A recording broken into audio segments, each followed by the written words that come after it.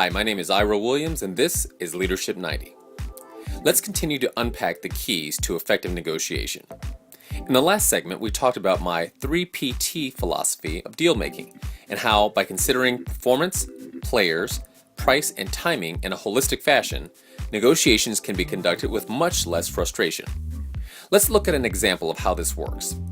Let's say you need a custom software application to be written for your company.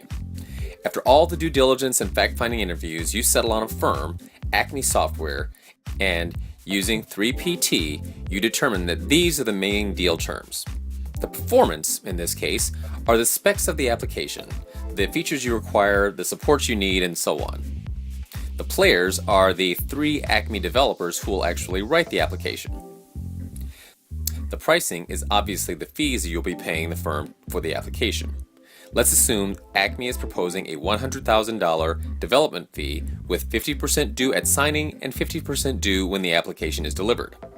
Acme also proposes delivering your application in 6 months. Now together, these represent the most common points of contention in a negotiation. And frankly, this is also where most negotiations get bogged down, which is why I consider the timing element to be so critical.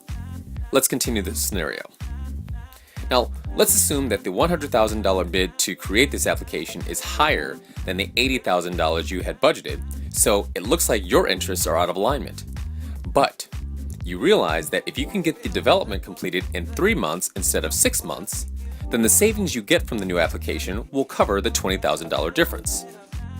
You propose accelerating the delivery of the application to 3 months and also adjusting the payment schedule so that you pay 50% at signing and 50% 6 months after the application is delivered.